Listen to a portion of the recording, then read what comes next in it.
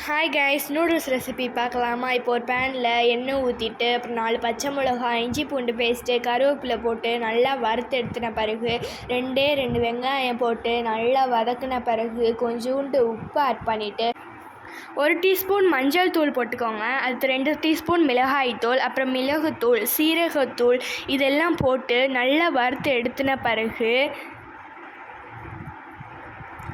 அப்புறம் tomato ketchup, அடுத்து வந்து சோயா சாஸ் இதெல்லாம் ஊற்றி அதை நல்லா வறுத்துட்டு ஒரு பிளேட்டில் தனியாக எடுத்து வச்சிடணும். அடுத்து கொஞ்சோண்டு தண்ணி ஊற்றி அந்த தண்ணி கொதித்த பிறகு நூடுல்ஸ் எல்லாம் போட்டுட்டு நல்லா பிரிஞ்சு வந்ததுக்கப்புறம் கொஞ்சோண்டு உப்பு ஆட் பண்ணிவிட்டு நல்லா வதக்கி விட்டுட்டு நூடுல்ஸில் இருக்க மசாலாஸ்லாம் ஆட் பண்ணிவிட்டு நல்லா கிண்டி விட்டுடலாம். நல்லா கிண்டி விட்டுட்டு தண்ணியெல்லாம் வற்றின பிறகு நம்ம வதக்கி வச்ச மசாலாஸை கூட சேர்த்து நல்லா பெரட்டி விட்டுட்டு நம்ம சர்வ் பண்ணிக்கலாம். அவ்வளோதான் கைஸ், சுட சுட நூடுல்ஸ் ரெடி ஆயிடுச்சு. இப்போ நாங்கள் சாப்பிட போகிறோம். Bye bye.